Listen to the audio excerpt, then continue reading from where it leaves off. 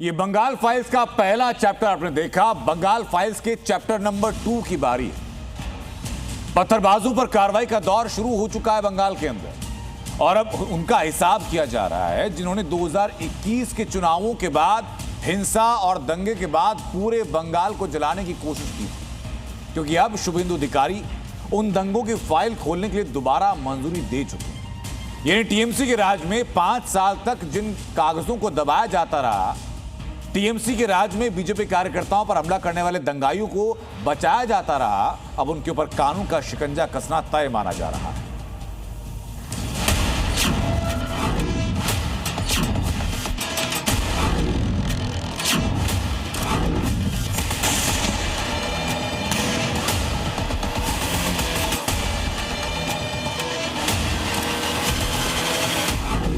TMC की दंगा file Suvendu सरकार खोलेगी। बीजेपी कार्यकर्ता पर हमला, शुभेंदु फोर्स लेगी बदला।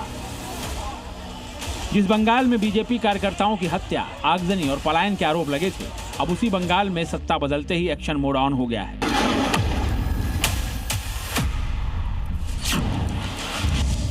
क्योंकि शुभेंदु सरकार ने साफ कर दिया है कि बीजेपी ब्रिगेड को टारगेट करने वालों का पूरा हिसाब होगा, एक एक दंगाई का पूरा इलाज होगा।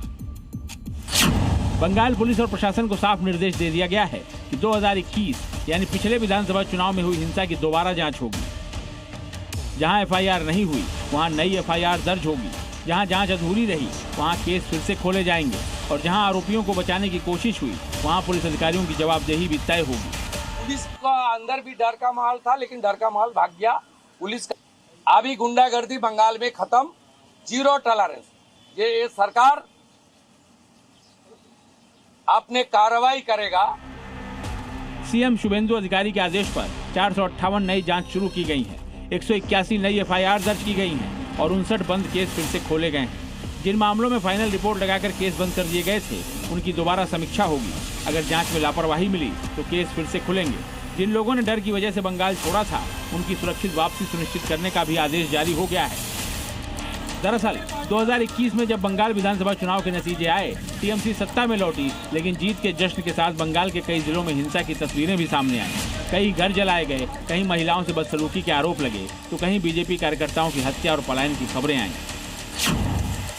बीजेपी लगातार आरोप लगाती रही कि टीएमसी समर्थकों ने विपक्षी कार्यकर्ताओं को निशाना बनाया। मामला कलकत्ता हाईकोर्ट पहुंचा, सीबीआई जांच के आदेश हुए, लेकिन कई पीड़ित आज तक इंसाफ का इंतजार कर रहे हैं। लेकिन जिन पीड़ितों को आज भी इंसाफ की आस है उनके लिए शुभेंदु सरकार का खुला ऑफर है। बस केस दर्ज कराना है।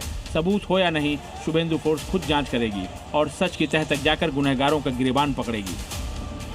इतना ही नहीं, उनका भी हिसाब होगा जिन्होंने इस बार के चुनाव में हंगामा किया, बवाल काटा और बीजेपी कार्यकर्ताओं की हत्या की।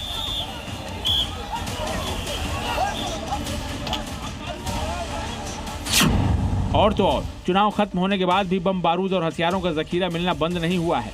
टीएमसी के अलग अलग दफ्तरों में ताबड़तोड़ रेड पड़ रही है, जहां अवैध हथियार और कागजात बरामद हो रहे हैं।